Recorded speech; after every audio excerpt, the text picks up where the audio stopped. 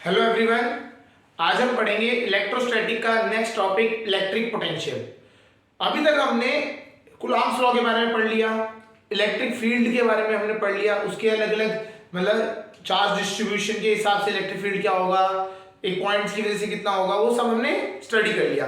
अब जो next topic आता है वो है related to electric potential, potential difference and potential energy. तो अब हमें क्या करना है, इन तीनों टर्म्स के बारे में स्टडी करना है। तो हम स्टार्ट करते हैं इलेक्ट्रिक पोटेंशियल से। चलिए, electric potential.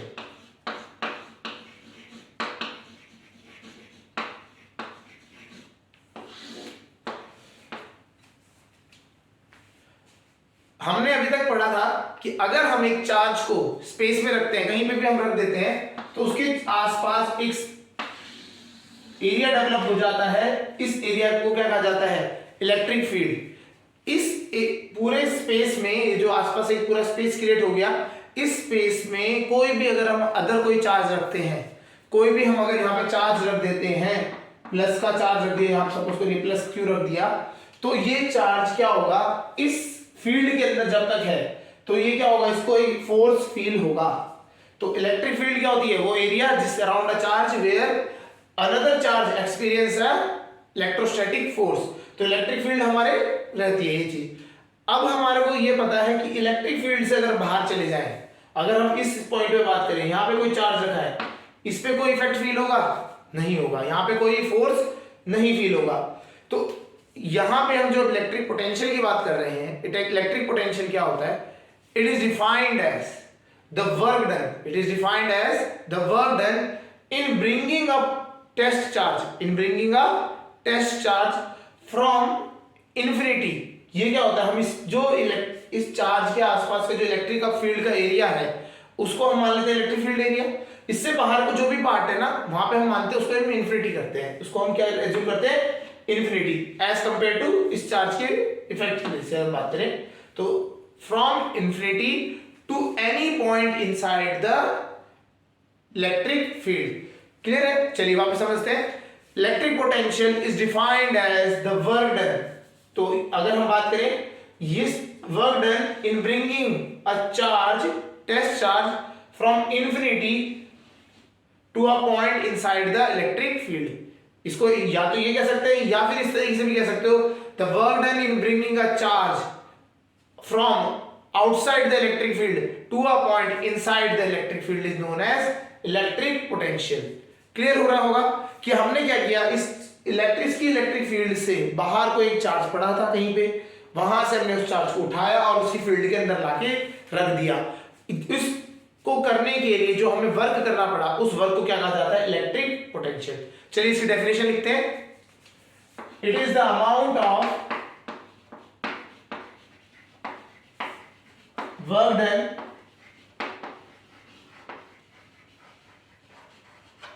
in bringing a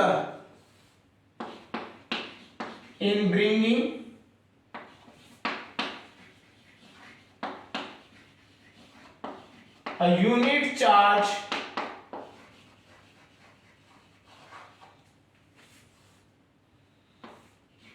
from infinity कह लो, या फिर outside the electric field, outside the electric field. तो हम उसे आउटसाइड द इलेक्ट्रिक फील्ड को हम क्या कहते हैं, इन्फिनिटी मान लिया जाता है। From infinity to any point inside the electric field, inside the electric field में लेके आने के लिए जो वर्क किया गया, उस वर्क को क्या कहा जाता है, इलेक्ट्रिक पोटेंशियल। सो अगर हम बात करें,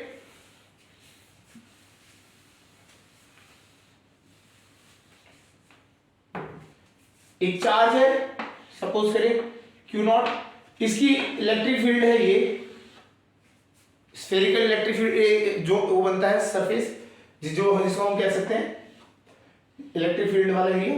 अब इससे बाहर का कोई भी पॉइंट, यहां पे अगर हम चार्ज रख दिया हमने Q0 टेस्ट चार्ज, इसको यहां से उठा के यहां तक लाने के लिए ए पॉइंट तक तो जितना भी वर्क किया जाएगा W work from infinity to A, infinity to A, infinity, ये इंफिनिटी पॉइंट मान लिया जाता है। इंफिनिटी क्यों कहा जाता है? थ्योरेटिकली अगर आप बात करेंगे तो इलेक्ट्रिक फील्ड का अगर फॉर्मूला बात करेंगे तो 1/4πε0 Q/r²। तो हम ये बोलते हैं ये हमारा इलेक्ट्रिक फील्ड का फॉर्मूला होता है। किस वैल्यू पे इलेक्ट्रिक फील्ड की वैल्यू, मतलब अगर किस वैल्यू की, अगर हम बात करें किस value of R electric field की वैल्यू कितनी हो जाए, जीरो हो जाए। कौन सी ऐसी वैल्यू है आर की जिसपे इलेक्ट्रिक फील्ड की वैल्यू जीरो होगी? क्योंकि यहाँ पे कोई भी इलेक्ट्रिक फोर्स फील्ड नहीं कर रहा है वो, तो उसका मतलब क्या होना चाहिए, यहाँ पे इस पॉइंट पे इलेक्ट्रिक फील्ड कितना होना चाहिए, जीरो। तो इलेक्ट्रिक फील्ड कब जीरो होगा? When R tends to infinity, जब आर क्या हो जाएगा, इंफिनिटी हो जाएगा। तभी हम क्या कहते हैं, थ्योरेटिकली ये पॉइंट कहां पे माना जाता है, इंफिनिटी पे। क्यों? यहाँ पे इलेक्ट्रिक फील्ड की वैल्यू कितनी है, जीरो है। इलेक्ट्रिक फील्ड की वैल्यू जीरो है, वो कब हो सकती है, जब आर की वैल्यू कहां हो जाए, इंफिनिटी पे हो जाए। ठीक है, तो हमें समझ आया कि वर्क डन फ्रॉम इंफिनिटी, बाहर इलेक्ट्रिक फील्ड के बाहर से आप कहां कोई भी चार्ज उठा के अगर उसके इलेक्ट्रिक फील्ड के अंदर ले आते हैं तो इतना, अगर हम बोले W वर्क है तो divided by the charge, test charge, क्योंकि पर यूनिट चार्ज है ना, ठीक है ना। आप देखेंगे तो यूनिट चार्ज मतलब उसको क्या करते हैं हम, चार्ज के जो चार्ज की यूनिट्स हैं उससे, मतलब चार्ज का जो मैग्नीट्यूड है उससे डिवाइड कर देते हैं। तो ये किसके इक्वल हो जाता है, पोटेंशियल। ये किसके इक्वल हो जाता है, पोटेंशियल। तो potential V is defined as work done in bringing a charge from infinity to a point A, in A where A कहाँ है, inside the electric field, per unit हो गया तो Q नॉट से डिवाइड भी हो गया, तो वो क्या आ जाएगा, इलेक्ट्रिक पोटेंशियल। तो ये होता है आपका इलेक्ट्रिक पोटेंशियल। किसी भी चार्ज को इन्फिनिटी दूर से कहीं से उठा के उसकी इलेक्ट्रिक फील्ड में लेके आ जाने को क्या कहते हैं हम, इलेक्ट्रिक पोटेंशियल। समझ आ गया होगा। चलिए इसकी यूनिट की बात करें तो यूनिट आते हैं तो वर्क डन की यूनिट क्या होती है, जूल। वर्क डन की यूनिट होती है जूल पर चार्ज कुलाम। चार्ज की यूनिट क्या होती है, कुलाम। तो जूल पर कुलाम, ये इसकी यूनिट हो जाती है पोटेंशियल की। और पोटेंशियल की एक और यूनिट जानी, ये पढ़ते हैं हम, ये हमने इलेक्ट्रिसिटी वाला जब पढ़ा होगा 10 9 10 मिनट पहले पढ़ते हैं, तो वहां पे पोटेंशियल आता है, वहां पे जो पोटेंशियल यूनिट होती है उसको क्या कहा जाता है, वोल्ट। इसे एक और नाम से जाना जाता है वोल्ट। तो इसकी यूनिट क्या है, जूल पर कूलम और वोल्ट। तो ये दोनों में से इसकी यूनिट्स हो जाती हैं। तो हमें पता लग गया potential is defined as the work done per unit charge in bringing a charge from infinity to any point inside the electric field. ये हो गया। अब यहां पे आते हैं, वर्क एक क्या है, work is a scalar quantity and charge is also a scalar quantity. तो पोटेंशियल क्या हो जाएगा, potential is a scalar quantity. अगर हम बात करें पोटेंशियल की, potential, electric potential is a scalar quantity. ये कौन सी क्वांटिटी है, स्केलर क्वांटिटी है। इलेक्ट्रिक फील्ड कौन सी क्वांटिटी होती थी, वेक्टर क्वांटिटी। ये कौन सी क्वांटिटी है, it is a scalar quantity. तो यहां पे हमें समझ आ गया ये स्केलर क्वांटिटी भी है। तो हमें इसको ध्यान रखना है जब हम आगे जाके पढ़ेंगे, ठीक है। चलिए, तो हमारे को इलेक्ट्रिक पोटेंशियल समझ आ गया। इलेक्ट्रिक पोटेंशियल इंफिनिटी से किसी पॉइंट पे था। अब क्या आता है, नेक्स्ट थिंग, अगर सपोज करिए कोई चार्ज पहले से ना उठ के ए पॉइंट पे आ गया है, कोई चार्ज को, किसी भी चार्ज को हमने क्या किया, ए पॉइंट पे लाके रख दिया पहले से। अब ए पॉइंट से इस चार्ज को मूव करके मैं कहां तक ले आया, बी पॉइंट तक। इसी चार्ज को मैं मूव करके बी पॉइंट तक ले आया। तो जब हमने क्या किया, एक इनसाइड द इलेक्ट्रिक फील्ड से, मतलब अगर इलेक्ट्रिक फील्ड के अंदर ही बात करें, एक पॉइंट से दूसरे पॉइंट को ले जाने के लिए जो वर्क होता है उसको क्या कहा जाता है, पोटेंशियल डिफरेंस। तो नेक्स्ट जो हम पढ़ेंगे वो है इलेक्ट्रिक पोटेंशियल डिफरेंस। चलिए, तो अब हम इलेक्ट्रिक पोटेंशियल समझ आ गया होगा। तो इलेक्ट्रिक पोटेंशियल के साथ रिलेटेड ही होता है इलेक्ट्रिक पोटेंशियल डिफरेंस। चलिए, तो अभी तक क्या था, आपने इंफिनिटी से लेके ए पॉइंट तक ले आए तो वो हो गया इलेक्ट्रिक पोटेंशियल। अब क्या है, हमें ए पॉइंट से बी पॉइंट पे ही मूव कराना है। तो इसे क्या कहा जाता है? Electric potential difference. डिफरेंस, अब हम डिफरेंस की बात कर रहे हैं, डिफरेंस की बात करते हैं। तो डिफरेंस के लिए कैसे होता है? It is defined as work done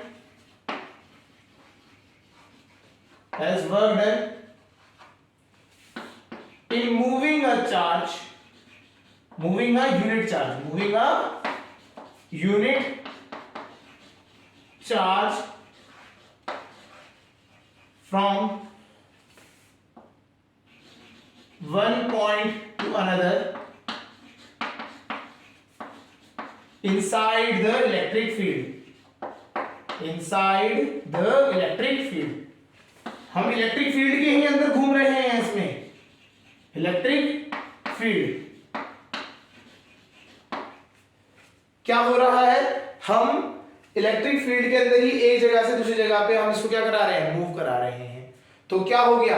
अगर हम इसकी बात करें तो potential difference it is defined as work done in bringing a charge from A to B. A से कहां ले गए? बी में। पर यूनिट चार्ज है तो डिवाइडेड बाय कैसे चार्ज क्यू नॉट हो गया। तो ये क्या कहा जाएगा? It will be known as potential difference, potential of A V A minus V B. इसे क्या कहा जाएगा? Potential difference. क्लियर हो गया? ये वी ए क्या होता है समझिए। वी ए क्या होता है? इंफिनिटी से यहां तक लाने के लिए हमने जो लिखा था फॉर्मूला वो क्या था? V A. तो वी ए क्या हो जाएगा? Work done in bringing infinity to a charge from infinity to A. तो ये तो वी ए हो गया। सिमिलरली इसी तरीके से वी बी भी होता है। तो वी बी क्या हो गया? W infinity to B upon Q naught. तो इसका मतलब क्या हो रहा है? आप इंफिनिटी से ए तक लाओ चार्ज को, जो वर्क किया वो रखोगे। इंफिनिटी से बी तक लाओ, जो वर्क किया वो निकाल लिया। इन दोनों के वर्क, इन दोनों के जो इनको है डिफरेंस कर दो, मतलब माइनस कर दो। ऑब्वियस बात है, यहां से यहां तक लाने के लिए चार्ज वर्क किया होगा हमने ज्यादा, फिर यहां से लाने में यहां तक वर्क हमने कम किया होगा। दोनों को सेपरेट आउट करोगे तो दोनों को जब पोटेंशियल इनको मतलब अगर सेपरेट आउट करोगे तो क्या होगा? आपको वही पोटेंशियल डिफरेंस मिल जाएगा। दो पोटेंशियल है, ये तो एक पोटेंशियल ऑफ ए था, ये पोटेंशियल ऑफ बी हो गया।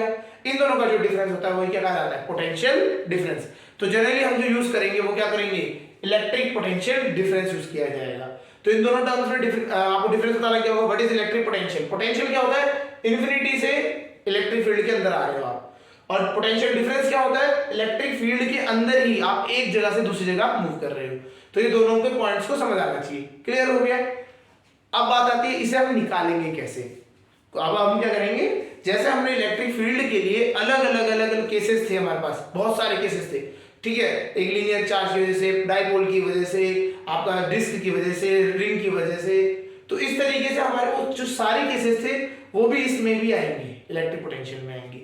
ठीक है, चलिए तो अभी हम उससे पहले स्टार्ट करते हैं electric potential due to a point charge. अगर हम बात करते हैं स्टार्टिंग जो है वो कहां से होती है? पॉइंट चार्ज से स्टार्ट होते हैं। तो हम यहाँ पे निकालते हैं what is the electric potential due to a point charge. एक पॉइंट चार्ज की वजह से इलेक्ट्रिक पोटेंशियल कितना होता है। चलिए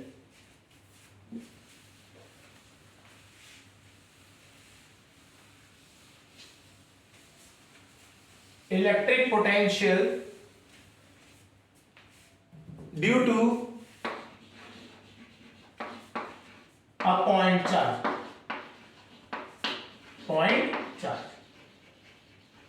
एक पॉइंट चार्ज की वजह से कितना पोटेंशियल होगा इसको समझ लेते हैं, कर देते हैं। सिंपल है, हमारे को अगर वर्क निकालना है वर्क को चार्ज से डिवाइड कर देना है। चलिए क्वेश्चन देखते हैं। हमने क्या माना? एक चार्ज है Q, ठीक है। तो इसके आसपास क्या होगा? इलेक्ट्रिक फील्ड बन जाएगी एक पूरे एरिया में, एक इलेक्ट्रिक फील्ड बन गई। इसके बाद आपका आपने क्या किया? यहां पे एक बाहर एक टेस्ट चार्ज रख लिया Q नॉट, बाहर एक रखा टेस्ट चार्ज। कहां पे? इंफिनिटी पे। कहां पे? इंफिनिटी पे, ठीक है। तो हमारे को क्या क्वेश्चन में बोला जाएगा कि find the electric potential due to a charge Q at a distance R, at a distance R। इस R डिस्टेंस पे पोटेंशियल बताना है। तो हम इस पॉइंट को क्या मान लेंगे? A पॉइंट मान लिया, A पॉइंट मान लिया। हम बोलेंगे ये जो ए पॉइंट पे जो आपको पोटेंशियल निकालने के लिए बोला है, ये यहां से नहीं हुआ होगा स्टार्टिंग कहां से हुई? एक चार्ज रखा होगा, टेस्ट चार्ज क्यू नॉट, कहां पे? इंफिनिटी पे, बहुत दूर आउटसाइड द इलेक्ट्रिक फील्ड। वहां से इसे उठा के लेके आएंगे हम कहां तक? ए पॉइंट तक उठा के लेके आएंगे। तो जो वर्क डन हुआ होगा वहां से लेके यहां तक उठाने के लाने में पर यूनिट टेस्ट चार्ज, मतलब जो टेस्ट चार्ज है मैग्नीट्यूड से डिवाइड कर देंगे, तब आपको क्या मिलेगा? It will be the potential at A. तो इसको समझते हैं कैसे होगा। चलिए अब यहां क्या है, यहां आप देखते हैं, अगर हम बोले इस चार्ज को मूव कराना स्टार्ट करेंगे, पहले हम बात करते हैं स्टार्टिंग में यहां पे क्या हिसाब है। अगर हम बोले इस चार्ज Q की वजह से यहां पे कितना फोर्स इसको फील हो रहा है, इसको फोर्स कितना हो रहा है? जीरो फोर्स फील हो रहा है। क्यों?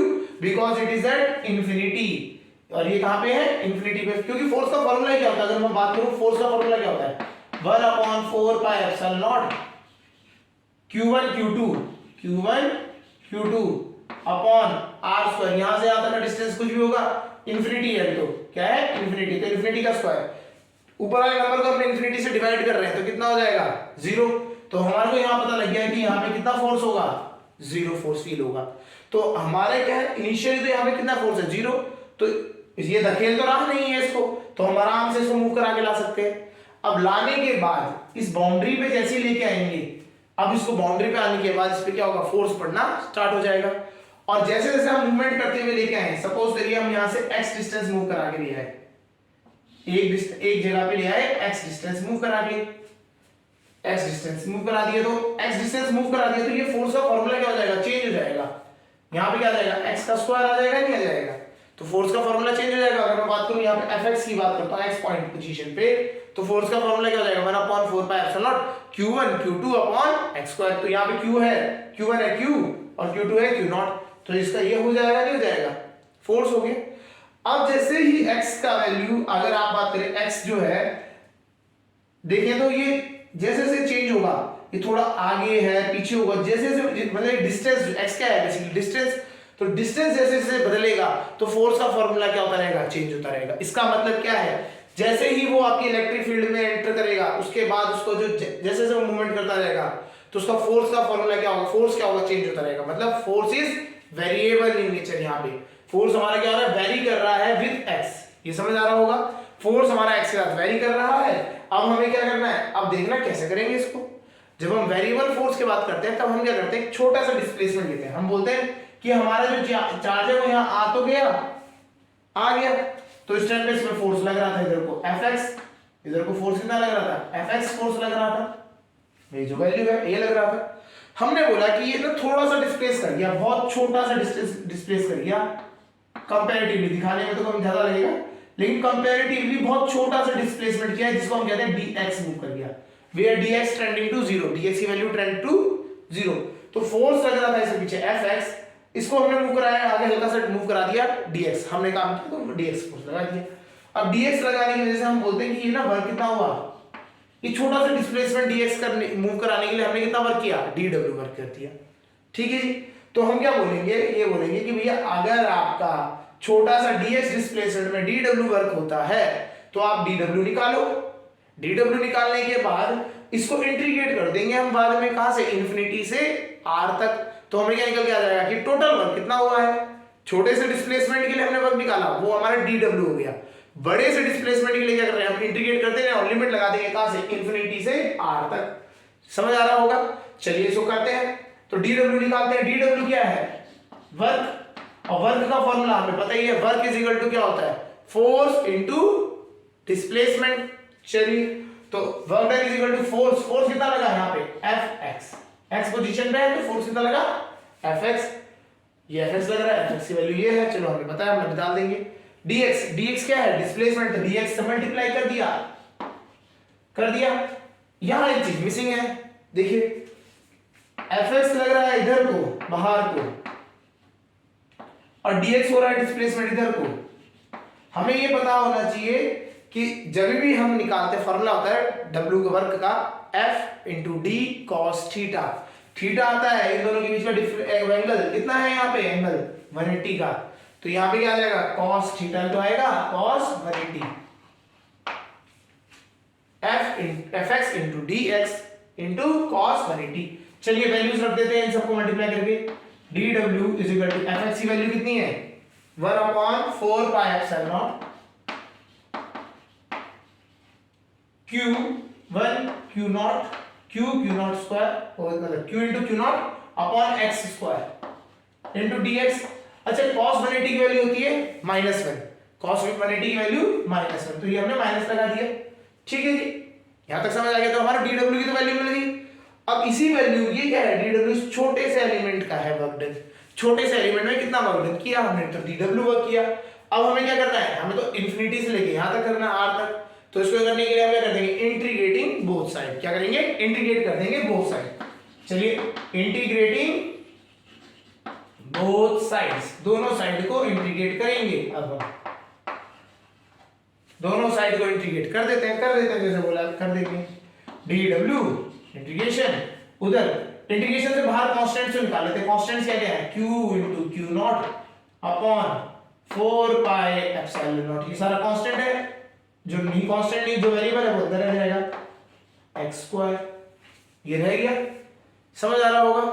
चलिए अब इसको सॉल्व करते हैं, इंटीग्रेशन को सॉल्व कर लेते हैं।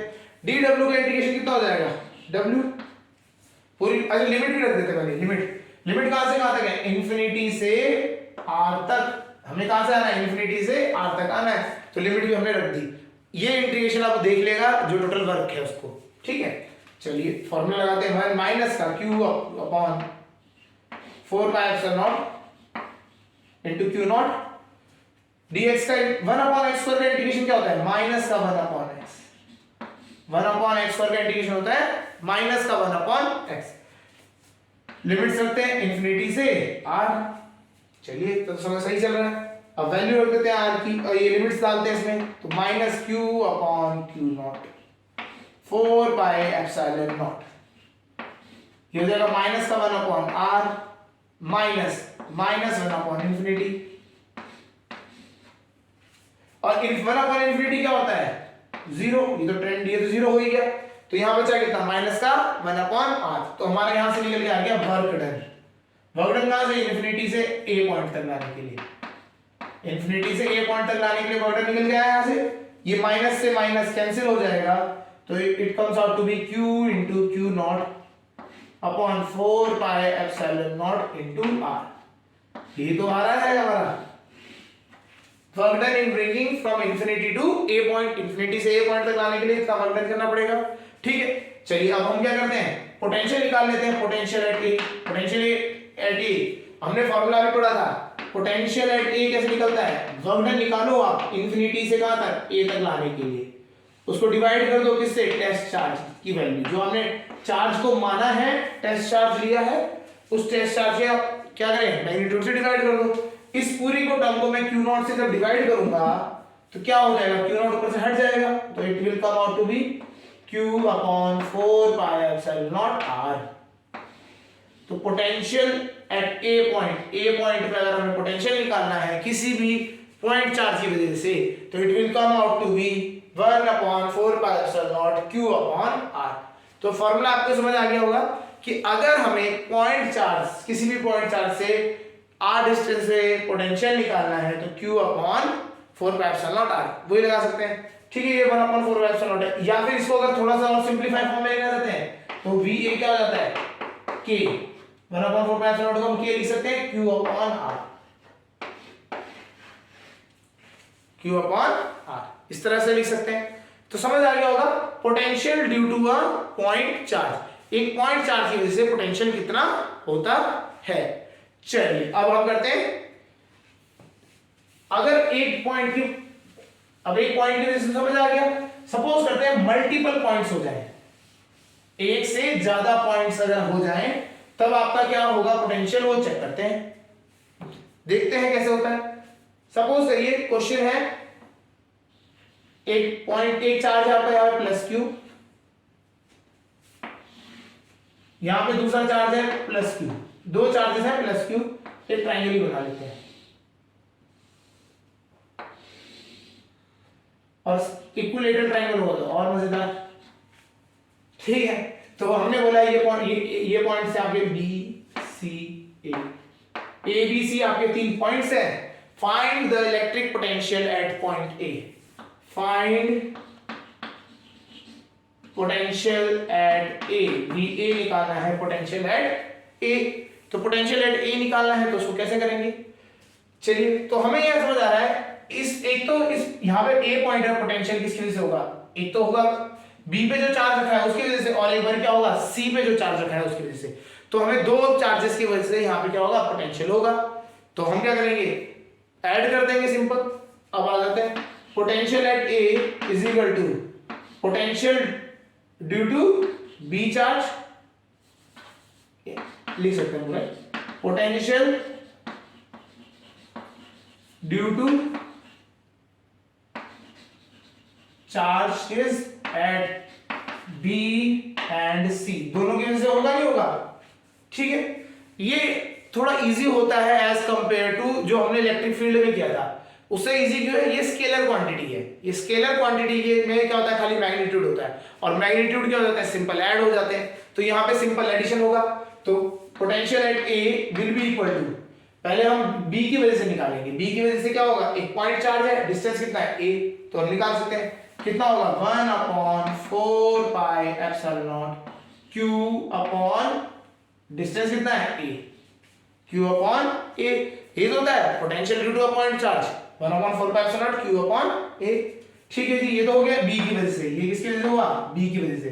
सी की वजह से देख लेते हैं। सी की वजह से भी ऐसे ही आएगा, 1/4 pi epsilon nought Q upon A, ये भी हो गया। और इन दोनों को जब ऐड करेंगे, सिंपल एडिशन है, तो कितना हो जाएगा? 2 टाइम्स हो जाएगा, नहीं हो जाएगा? ये 2 टाइम्स हो गया तो इसको फॉर्मूला लिख लेंगे सीधा, 1/2 pi epsilon nought Q upon A. ये आपका पोटेंशियल हो गया। पोटेंशियल का फॉर्मूला सिंपल है, इसमें आपको कुछ नहीं करना है, मैग्नीट्यूड निकालने, ऐड कर देने। ठीक है, अगर ये माइनस का हो जाता इसी क्वेश्चन में, अगर ये प्लस की जगह पे माइनस हो जाता, तो माइनस में क्या होता है? आपको माइनस के साथ लेना पड़ेगा। क्यू की वैल्यू क्या लेनी पड़ेगी? माइनस के साथ। तो ये माइनस के साथ जब आप लोगे तो ये कितना हो जाता है? 0 हो जाता है। तब ये कितना आता है? 0। अगर प्लस है तो ये दोनों ऐड हो जाएंगे, ये बन जाएगा। अगर माइनस है तो क्या हो जाएंगे? दोनों एक दूसरे को कैंसिल आउट कर देंगे और 0 आंसर आ जाएगा। समझ आ रहा होगा? चलिए एक और क्वेश्चन करते हैं।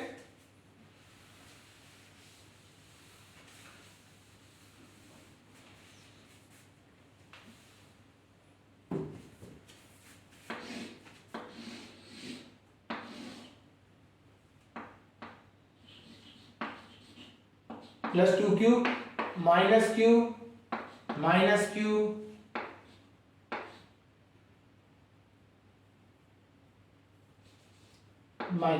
ऐसे लिखते हैं। तीनों पॉइंट्स, 3 पॉइंट -q है और एक +q है। Find the electric potential at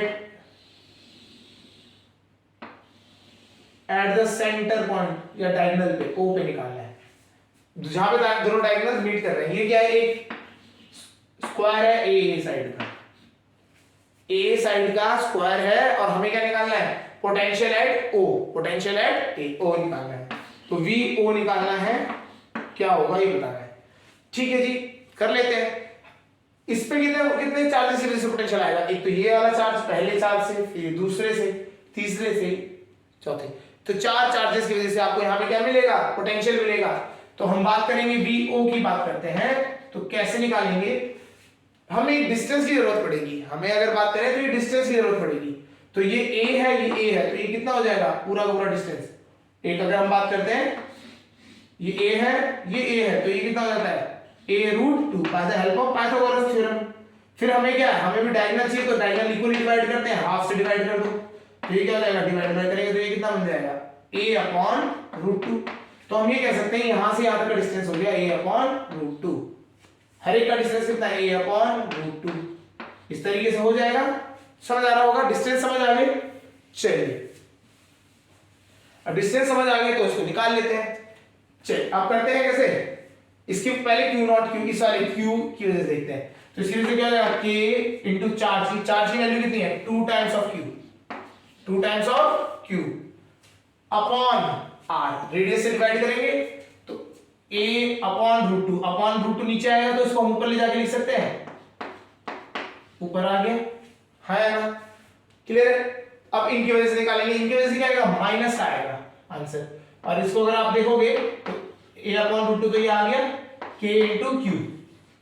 similarly ये तो एक की वजह से हुआ, दूसरे की वजह से भी सेम पोटेंशियल, तीसरे की वजह से भी सेम, तो तीनों की वजह से सेम आएगा, तो यहाँ पे क्या जाएगा, 3 टाइम्स कर दिया, क्या किया समझे।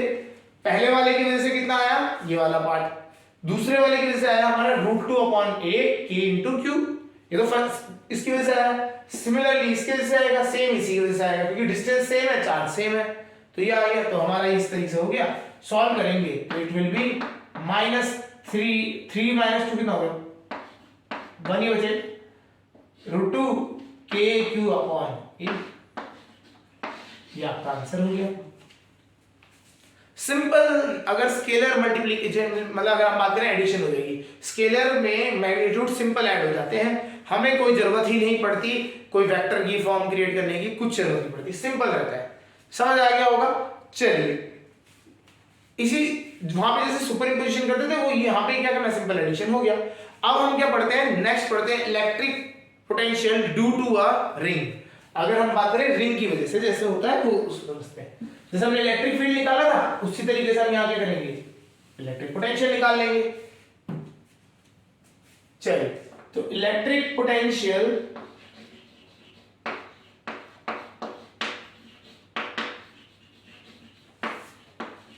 ड्यू टू अ रिंग, एक रिंग की वजह से क्या होता है इसे समझते हैं।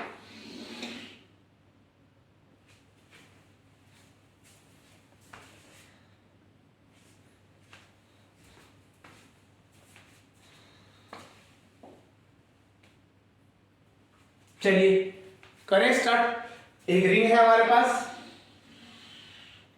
इस पे चार्जेस ऐसे डिस्ट्रीब्यूटेड है, हमारा इसमें हमने चार्जेस को क्या कर दिया, डिस्ट्रीब्यूट कर दिया। नेट चार्ज इसमें कितना है, Q, नेट चार्ज हमारे पास Q है।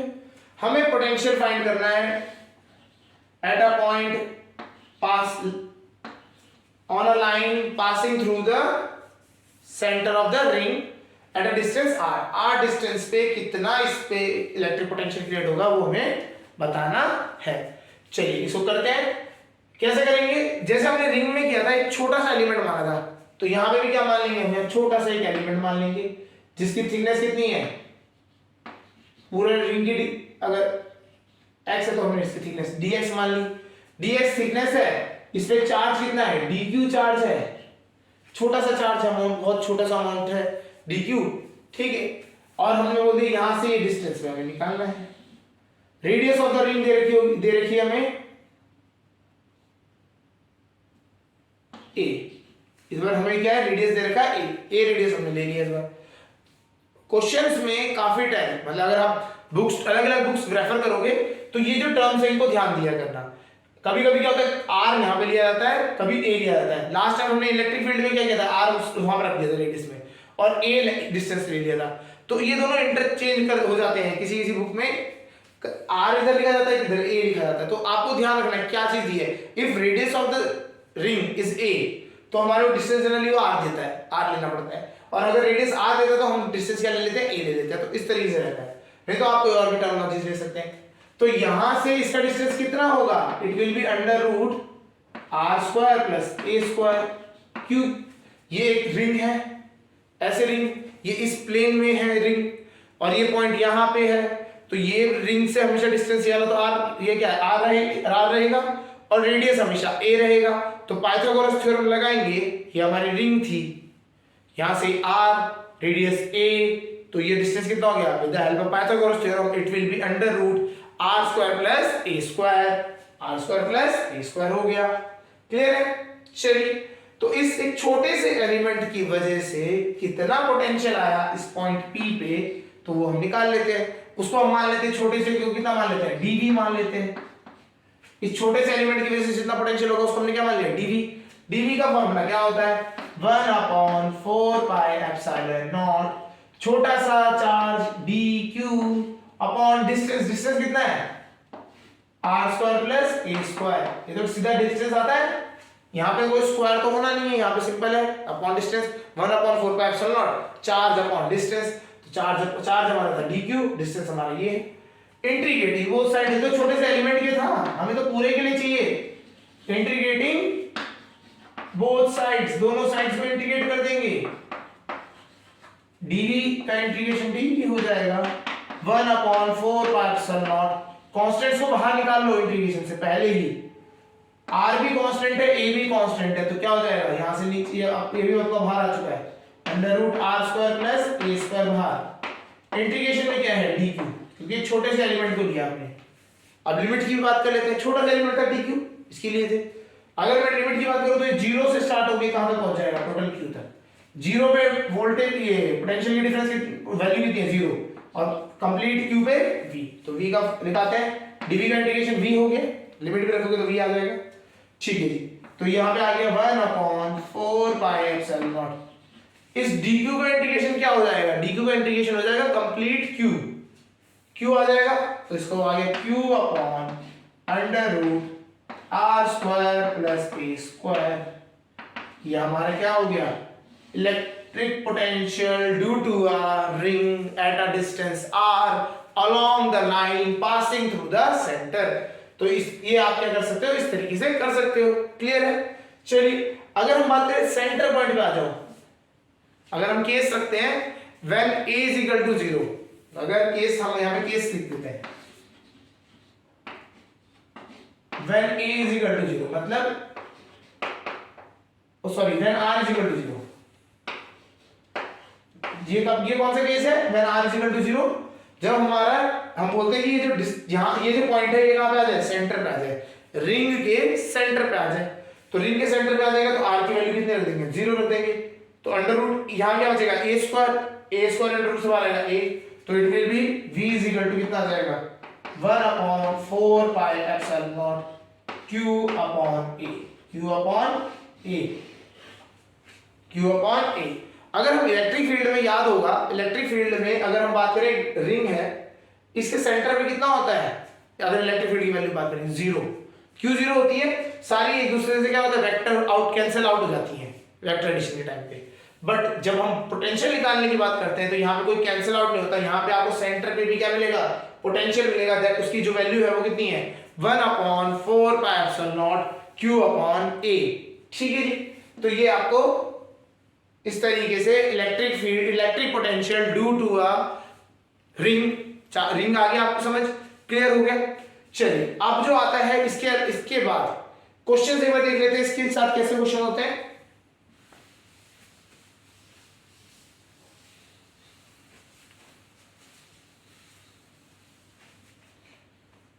क्वेश्चन देख लेते हैं। एक रिंग, दो रिंग्स है आपकी, दोनों का रेडियस सेम a और placed at a separation d, दोनों को कितना दूरी पर रखा गया है, placed at a separation d। ठीक है जी, इसमें जो चार्ज डिस्ट्रीब्यूटेड है it is positive charge and उसकी जो वैल्यू है q, इसकी वैल्यू है q, और ऐसे ही यहां पे है, इस पे चार्ज है पूरा और इसकी वैल्यू भी हमने मान ली q, हमें q दे रखी है। तो find the potential eight the centre of this ring. देखो कि अब इन दोनों के क्या है, रिंग्स के सेंटर पे, यहां पे बात करनी है d/2 डिस्टेंस पे, पहला केस। ठीक है, सेकंड टाइम हमें क्या निकालनी है, electric field due to this ring at the centre of any of the ring. इन दोनों में कोई भी रिंग ले लेंगे, उसके सेंटर पे बात करेंगे। पहला केस तो हम बात कर रहे हैं इसके सेंटर पे ए पॉइंट पे, और दूसरी बार हम बात करेंगे बी पॉइंट पे। तो हमने पहले निकाला potential at A point and potential at B point, दोनों निकालेंगे। चलिए स्टार्ट करें, पोटेंशियल एट ए पे स्टार्ट करते हैं। तो ए पे अगर हम बात करें तो इसमें दोनों की वजह से होगा, एक तो इस डिस्क की वजह से होगा, फिर एक इस डिस्क की वजह से होगा। तो पहले डिस्क की वजह से अगर आप फॉर्मूला लगाएं तो क्या आएगा, k into charge Q upon under root D by 2 का square D square by 4 plus A square. ये तो हो जाएगा किसी वजह से, ये तो हो गया इस वाली रिंग की वजह से। अगर आप इस रिंग की वजह से निकालेंगे तो ये आपको आएगा, ठीक है। सेकेंड रिंग की वजह से निकाल देते हैं। सेकेंड रिंग की वजह से कितना देगा, KQ सेम डिस्टेंस है, सब कुछ सेम है, तो ये भी सेम ही आएगा, D square by 4 plus A square. तो यहाँ पे आ गया potential at A, it will be equal to 2 times of KQ upon under root D square by 4 plus A square, D square by 4 plus A square. ये तो हो गया VA, potential at point A। Clear है।